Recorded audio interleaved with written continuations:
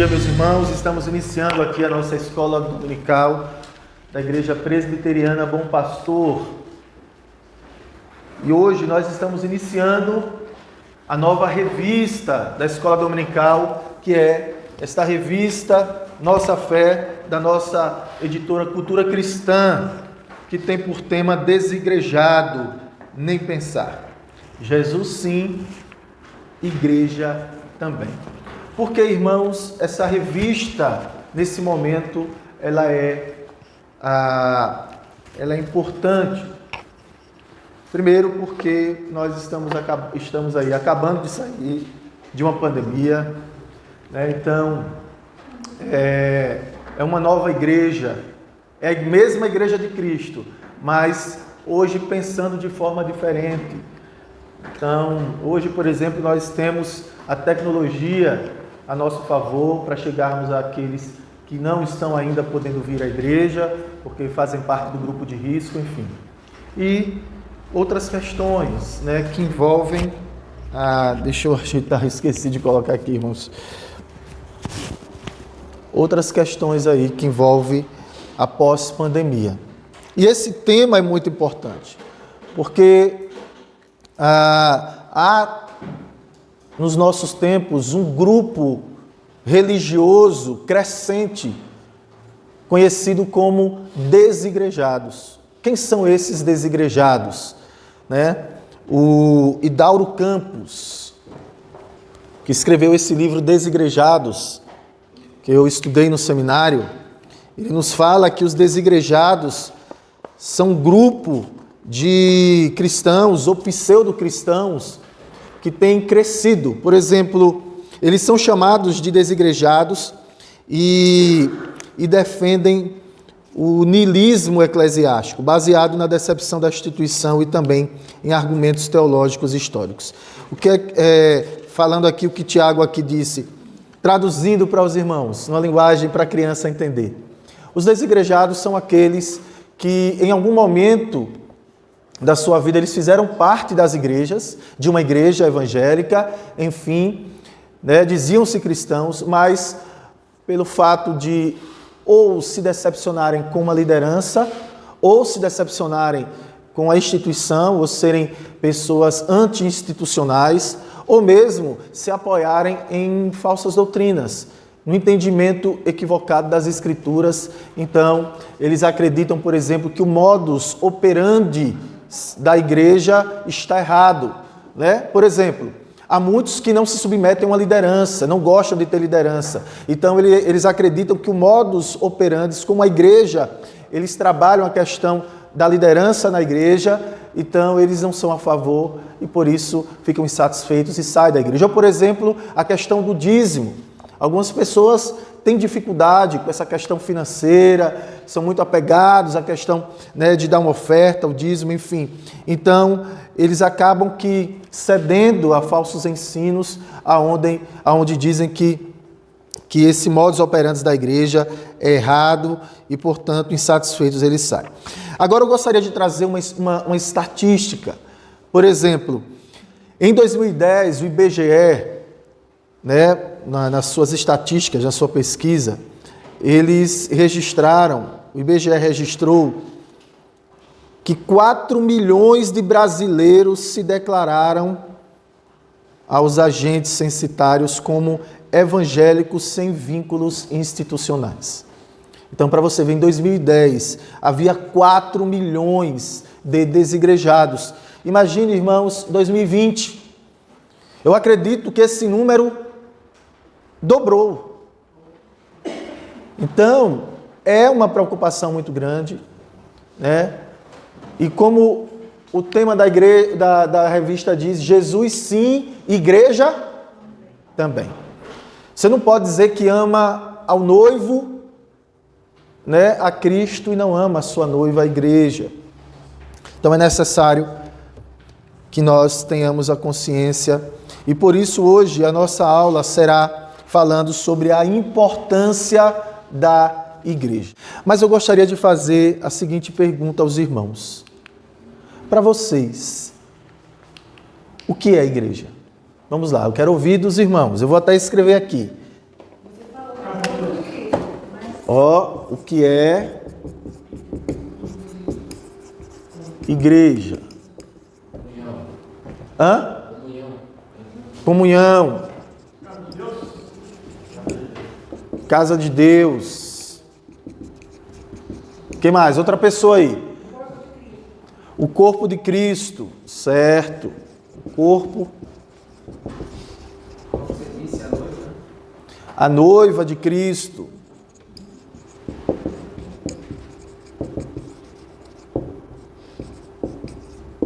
O que mais? Eu vou colocar aqui comunhão dos santos, que é do povo de Deus, certo? Mais alguém gostaria de acrescentar alguma coisa aqui sobre o que é a igreja? Né? Claro que muitos estão utilizando aqui de metáforas, né? Para poder explicar o que é a igreja, o que ela significa. Hã? Os meios de graça são ferramentas pelas quais Deus ele nos dá para a edificação da nossa fé e nossa comunhão com Deus, certo? Então, por exemplo, o que é meio de graça? A pregação da palavra é um meio de graça. O ensino da palavra, né, é um meio de graça onde vai edificar a igreja. A oração é um meio de graça, né? As intercessões, as orações, as petições. Os sacramentos são meios de graças, né? Batismo e a ceia do Senhor. Os louvores são meios de graça. A comunhão dos santos. Então, a igreja, como comunhão dos santos, a comunhão dos santos que é vivida dentro da igreja, aí sim é um meio de graça. Ok? O prédio em si também. O prédio... Boa, eu vou colocar isso aqui, né? A estrutura física da igreja. Olha lá. O que queira ou não queira, as pessoas elas falam, né? Nós dizemos quando acordamos, vamos para a igreja. Inclusive, eu gosto de falar o seguinte, irmãos. Nós não decidimos que temos que vir para a igreja no sábado à noite, irmãos. Sabemos que existem situações que nos impedem de vir cultuar o Senhor no dia do Senhor, certo? Na igreja. Então, né, às vezes pessoas por causa do trabalho ou outras questões, por força maior, não podem vir à igreja. Mas não é no sábado à noite, né? Como se nós estivéssemos escolhendo com que roupa eu vou. Não, não é no sábado à noite que nós escolhemos e decidimos se viremos à igreja. Não, nós já tomamos essa decisão quando nós professamos a nossa fé. Foi quando nós nos batizamos, foi quando nós assumimos o compromisso com Cristo. Foi nesse dia que nós assumimos o compromisso de viver na presença de Deus, de apoiar a igreja, seja com a nossa assiduidade, né, com os nossos dons e talentos e também com os nossos recursos financeiros, porque, claro, existe uma estrutura, né, e aí nós veremos um pouco mais sobre isso, a igreja como instituição, e ela precisa ser mantida pelos fiéis, enfim. Então, entendam isso. Nós assumimos um compromisso com Deus de estar na casa de Deus, louvando e adorando a Deus. Então, nós decidimos isso quando professamos a nossa fé. E não é um dia anterior, não é no sábado que nós... Será que eu vou? Será que eu não vou? Não. Então, nós precisamos entender isso. Mas falaremos mais sobre isso. Irmãos, veja só. O que é a igreja? Então, nós temos aqui algumas metáforas para definirmos. Sim, minha irmã. Falar que nós somos o templo do Espírito Santo, né? Certo. Se eu falar que eu sou a igreja sagrada, habitação do Espírito Santo, certo? Coluna e baluarte da verdade. Olha aí, nós lemos um texto, então a igreja é a coluna e baluarte. Daqui a pouco eu vou perguntar a vocês o que quer dizer isso, viu?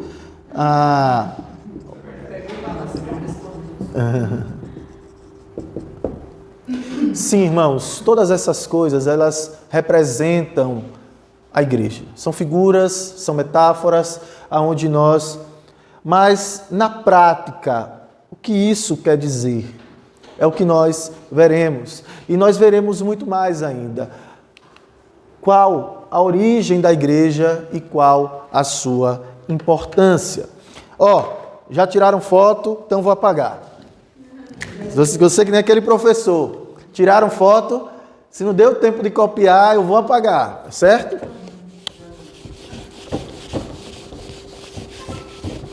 Sabe por quê? Porque agora eu quero trazer uma definição de igreja de uma forma mais teológica. Eu vou utilizar um pouco desse livro aqui, que é o livro O que todo presbiteriano inteligente precisa saber, deve saber, certo? A lição número 20, que é a lição que o pessoal aí da sala Fundamentos da Fé, certo? Eles estão estudando. Então, a aula de hoje justamente dele seria sobre isso, sobre a Igreja de Cristo. Então, por isso que eles estão também conosco aqui na sala. E aí, nós precisamos entender o seguinte, como vocês falaram, deram várias definições, pelo menos figuras a respeito do que significa a igreja. Eu gostaria de falar em termos bíblicos e teológicos. A palavra igreja, o significado de igreja, ela tem mais ou menos o mesmo significado na Bíblia, no Antigo Testamento e no Novo Testamento. Então, no Antigo Testamento, a palavra carral, do hebraico, ou então edar, né, também no hebraico, ela significa ou assembleia,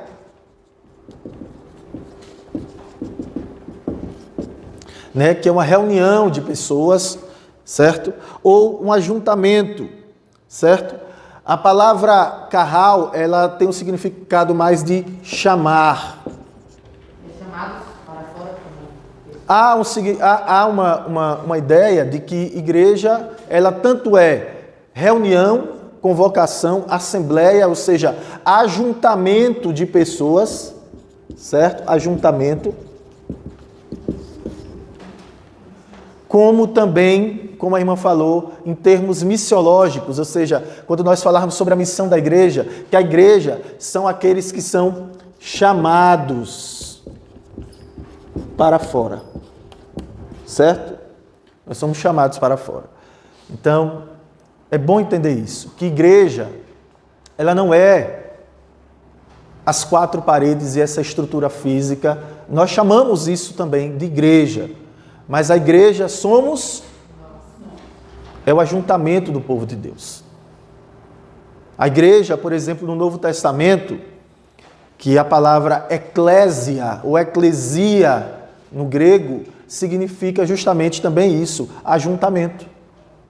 Então, é muito importante a gente entender que a palavra igreja, ela significa exatamente isso, o ajuntamento do povo de Deus, a reunião daqueles que pertencem a Cristo. E hoje à noite eu pregarei no texto, eu falarei mais um pouco sobre isso, que a primeira pessoa a utilizar na Bíblia esse termo eclesia foi o nosso Senhor Jesus Cristo, quando ele disse que sobre esta pedra eu edificarei a minha eclesia. Disse, tu és Petros, pequena pedra, com Pedro. E sobre esta Petra, que quer dizer rocha, que na Bíblia esse termo era direcionado apenas para Deus, como sendo a rocha inabalável. Então, tu és Petros, sobre essa rocha, tu és Petros, pequena pedra, e sobre esta rocha, Petra, que sou eu, Jesus falando, eu edificarei a minha eclesia, a minha igreja, o meu povo. Então, Jesus foi o primeiro a utilizar essa palavra aí, eclesia, né, que quer dizer igreja. Pois bem, irmãos, eu gostaria de falar um pouco agora sobre, ainda falando sobre a definição da igreja, sobre a essência, o caráter multiforme da igreja. Eu vou deixar aqui mesmo. Então, a igreja de Cristo, ela pode ser compreendida de duas formas. A igreja militante e a igreja, quem sabe? Isso, triunfante. O que isso quer dizer? Aqui nós estamos falando da igreja visível.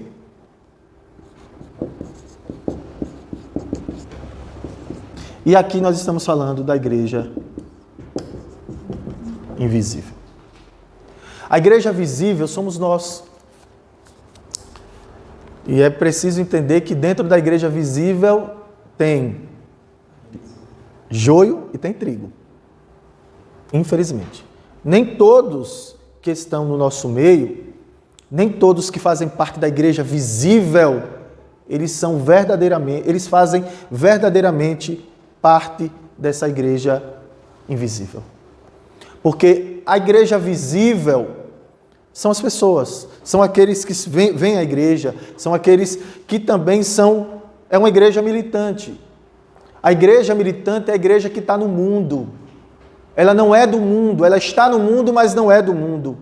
Ela está lutando, ela está guerreando contra uma cultura pagã, contrária aos princípios e os valores bíblicos, cristãos.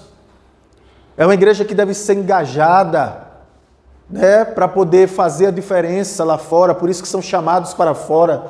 Nós somos a igreja que somos o sal da terra e a luz do mundo. Essa é a igreja militante que deve fazer a diferença e faz parte de todas as pessoas, tanto aqui como espalhada pelo mundo inteiro. E nós vamos falar mais desse aspecto quando falarmos dos atributos da igreja. Mas a igreja triunfante, irmãos, são os eleitos de Deus. São aqueles que eles tanto militam ainda nesta vida, neste mundo, mas é a igreja que vai ser glorificada. São aqueles que viverão com Cristo eternamente. Essa é a igreja triunfante. E à noite eu vou falar um pouco sobre isso, que a igreja ela é indestrutível. Jesus ele disse que sobre esta rocha, sobre esta pedra eu edificarei a minha igreja, e as portas do inferno não prevalecerão contra ela. Por quê? Porque ela é uma igreja triunfante. E essa igreja é invisível. Dentro da própria igreja visível, existe a igreja invisível, que são justamente os eleitos de Deus. Irmãos, vocês estão entendendo? Até agora está tranquilo? Qualquer coisa, levante a mão e pergunte, certo? Mas vamos seguir. Eu gostaria de falar aqui dos atributos da igreja. É bom também destacar que a igreja, ela é tanto uma organização como um organismo. Certo? Então, existe a igreja institucional, e nós veremos isso, que ela é importante, como existe a igreja como organismo, um organismo vivo. Nós somos o corpo de Cristo. Certo? Já tiraram fotos, né? Então tá bom. Vou perguntar isso na prova, viu, irmãos?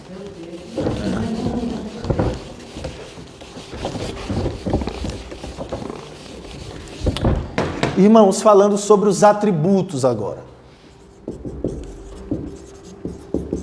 Espero que vocês entendam a minha letra, viu, irmãos?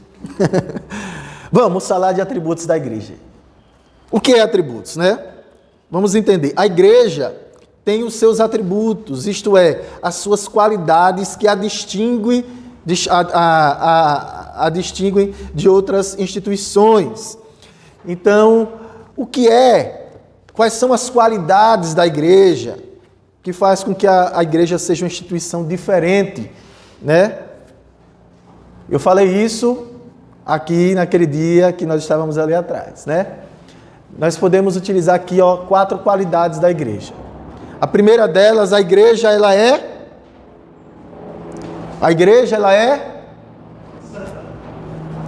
eu vou começar por essa qualidade aqui, Tiago. Tiago acabou de falar uma, mas eu vou falar, vou falar. A igreja ela é una.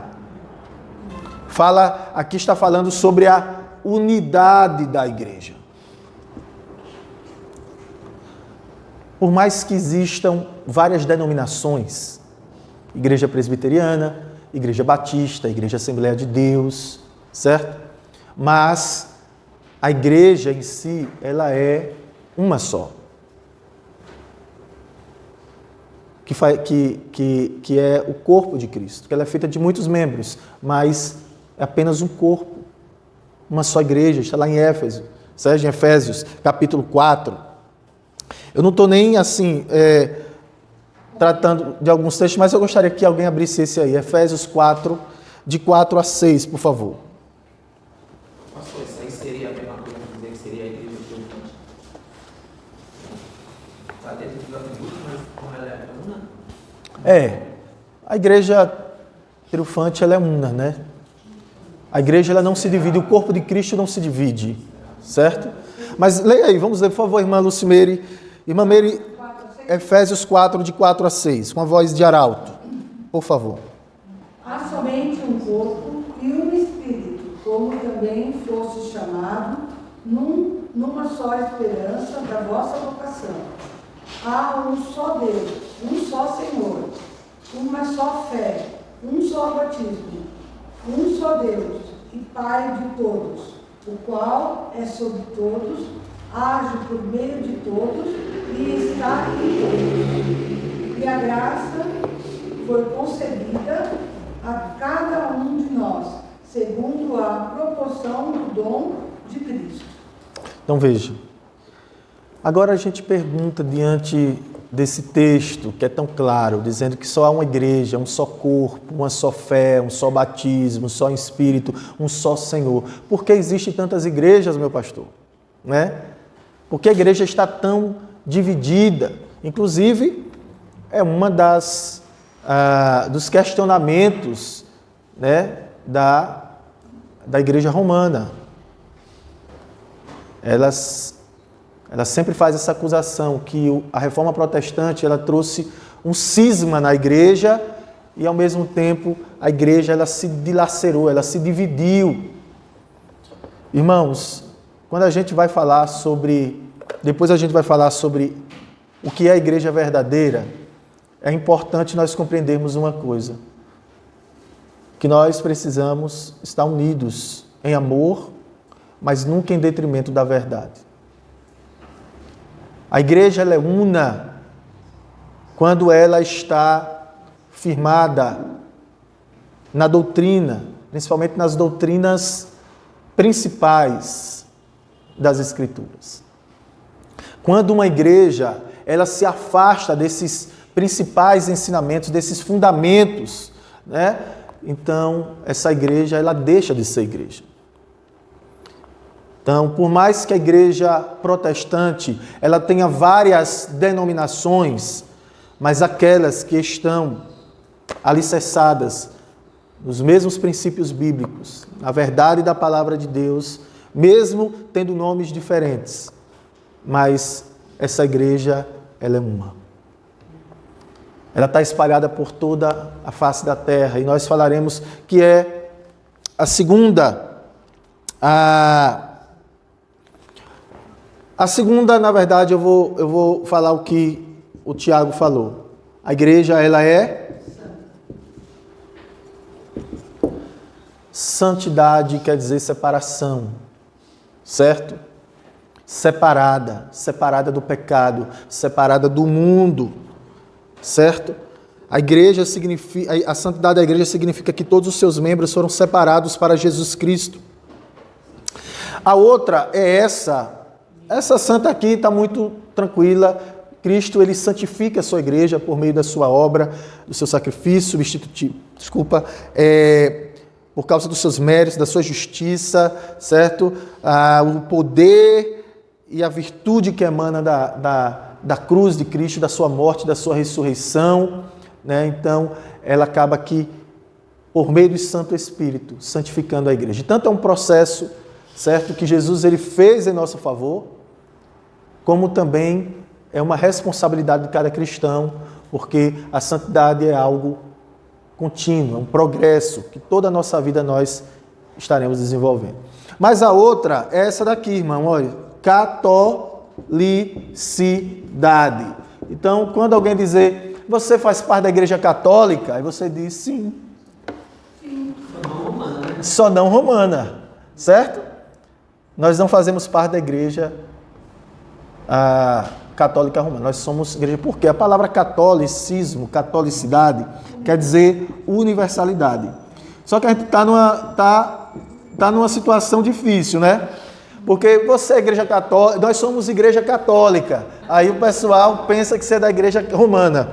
Não, católico eu quero dizer que eu sou da Universal. Aí piora o negócio. Aí piora. Não, rapaz, mas quando eu digo que sou universal é porque é a igreja que está em todo mundo. Eu sou da Mundial. Vixe, piorou.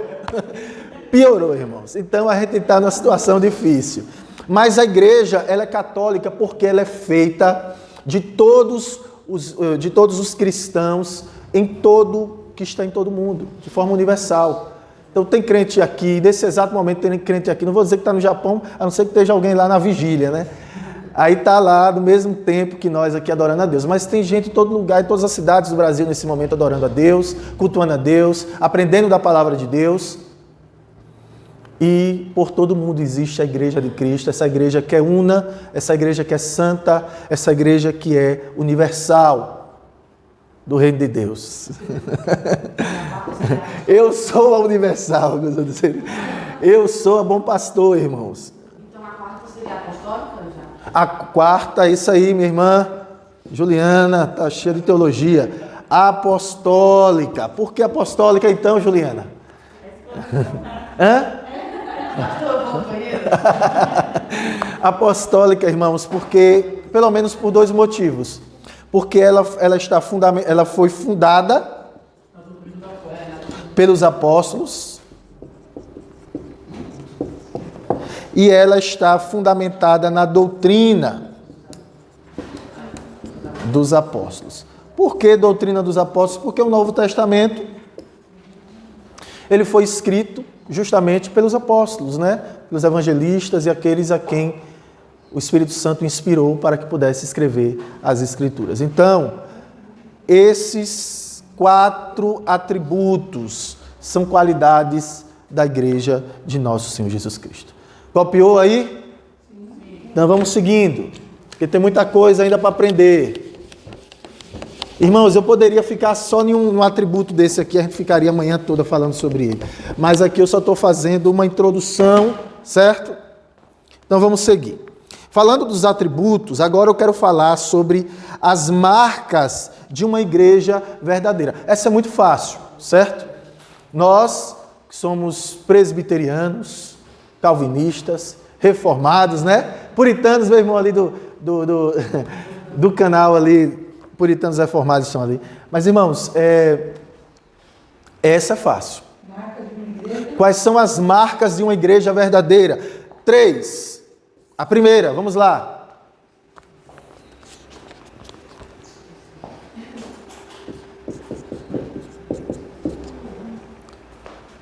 João Calvino, ele já dizia que toda igreja genuína, ela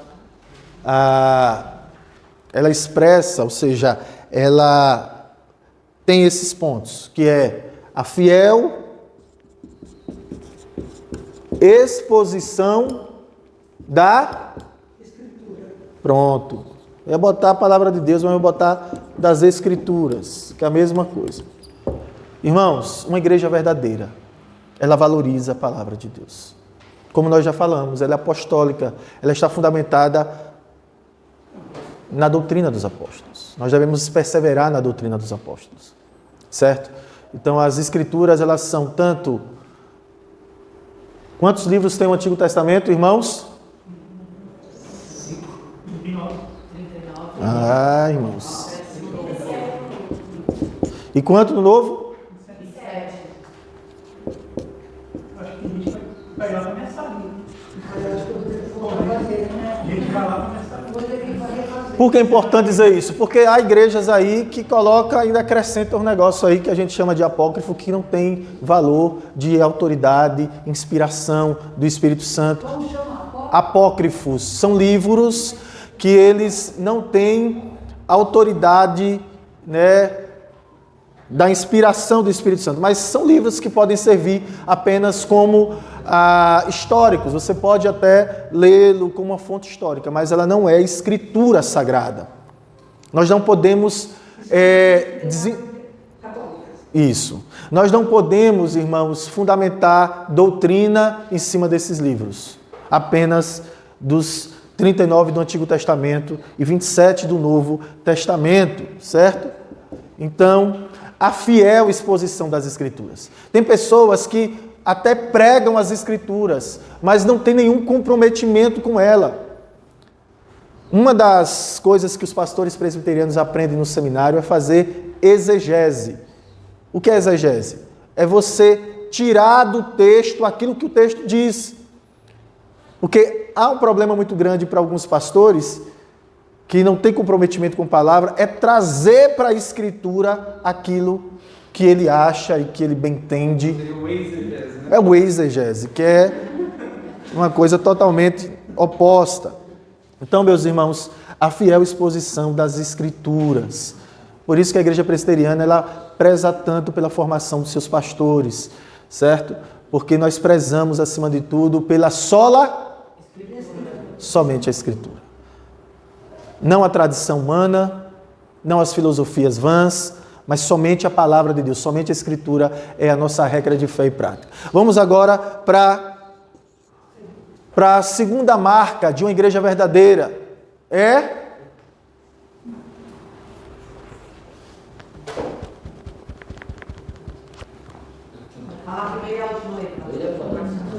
Correta administração dos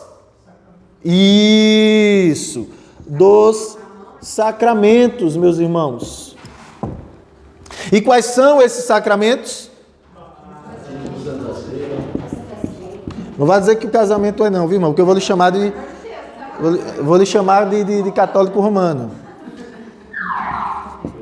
Ceia do Senhor. Irmãos, ficando aqui, a correta administração dos sacramentos. Então, o batismo. Aí a gente entra naquele detalhe. A gente poderia passar a manhã toda falando sobre isso. Mas, pastor, o batismo é por aspersão, né? É por efusão, derramando, ou é por imersão, mergulhando? Qual o tipo de batismo correto, né? Aí eu faço que a nossa igreja presbiteriana, ela é por aspersão. Joga água, né? Molha a carequinha, assim, tchau. Eu gosto do ortodoxo. Mas não acontecer de errado por imersão, né?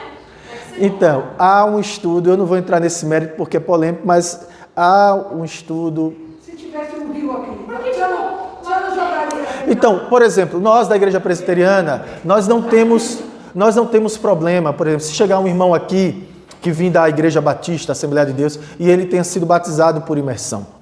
Nós acreditamos e cremos, biblicamente, que a forma correta é a aspersão. Mas nós não nos apegamos à quantidade de água. Porque a água é apenas um símbolo externo daquilo que acontece internamente, que é a lavagem do Espírito Santo quando nos regenera.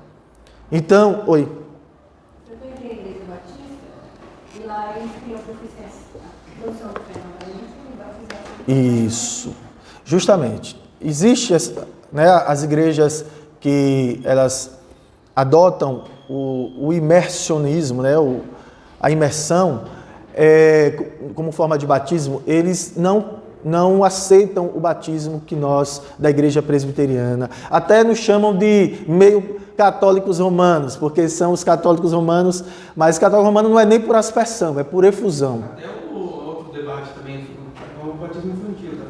Questão do batismo infantil, nós batizamos as nossas crianças, então há também essa polêmica quanto à questão dos infantes, né, do pedobatismo, né, ou do credobatismo. Credobatismo é aqueles que acreditam que para a pessoa ser batizada ela precisa ser adulta, consciente para crer e ser batizada. Já os pedobatistas, que somos nós cremos que as nossas crianças, elas entram na aliança com o Senhor, né, por serem filhos da aliança, filhos dos crentes, e assim como no Antigo Testamento, que os filhos de Israel, eles eram circuncidados no 8º dia, assim nós cremos que as nossas crianças, elas passam a fazer parte da aliança também quando nós batizamos. Mas quando ela cresce, é necessário que ela faça a profissão de fé, certo? Conscientemente. Mas, meus irmãos, vamos lá. Vamos para a terceira marca, a terceira e última, eu poderia ter colocado até aqui embaixo. Mas a terceira é vou colocar só o nome aqui. Irmãos, a disciplina. Não existe igreja verdadeira sem disciplina. O que é a disciplina? É o meio pelo qual Deus, por sua graça, é sinal de graça, assim como um pai que ama o filho e corrige quando ele está andando nos caminhos errados, o pai disciplina para que esse filho ele volte-se para andar no caminho correto novamente. A disciplina ela serve como esse ato gracioso de Deus, de amor de Deus, para nos proteger. Então, quando nós pecamos, então nós somos chamados ao arrependimento. Mas quando nós cometemos um erro que traz um escândalo maior para a comunidade, para a igreja, é um escândalo público, então é necessário que esse irmão ele seja disciplinado publicamente. Essa pessoa ela vem entender, e tudo isso é um ato de amor de Deus. E disciplina não é para castigar, disciplina é para cuidar. Então o pastor, os presbíteros, o conselho da igreja e a própria igreja fica responsável para estar cuidando daquele irmão. Há muitas igrejas, irmãos, que quando a pessoa peca, simplesmente acaba de matar a pessoa. Não, ninguém é melhor do que ninguém. Todos nós somos pecadores e estamos sujeitos a cair. Aquele que está de pé, cuidado para quê? Então, nós precisamos ser misericordiosos com aqueles que cometem faltas, certo? E ajudarmos a levantar essa pessoa para que ela continue na caminhada. E a disciplina, ela é feita dessa forma. A pessoa ela fica separada, né? A palavra certa não é separada, mas ela fica privada de alguns direitos, certo? Como, por exemplo, participar da ceia, ela não pode. Se tiver algum cargo na igreja, ela vai ter que temporariamente deixar aquele cargo. Então, mas ela não pode ser privada da comunhão dos santos, no sentido de estar cultuando a Deus, recebendo o nosso amor, o nosso cuidado, a nossa atenção, certo? E o pastor é responsável para estar acompanhando aquele irmão, aquela irmã, cuidando, ensinando, tratando feridas e outras questões, para que ele possa, logo assim que puder, terminar o período da disciplina, ele voltar à comunhão. Então, vamos seguir para terminar. Eu acho que eu vou ficar por aqui mesmo, porque não vai dar nem tempo para entrar nessa coisa aqui. A gente ficou hoje no que é a igreja e vamos deixar a sua origem, né? A origem vem do próprio Cristo, ele é o fundador da igreja. Nós falaremos sobre isso hoje à noite. E eu deixo para a próxima semana para nós tratarmos aí sobre, olha aí, a igreja pode ser vista como o corpo de Cristo, povo, rebanho e família de Deus, templo do Espírito Santo como baluarte da verdade, certo? E aí nós falaremos sobre cada uma dessas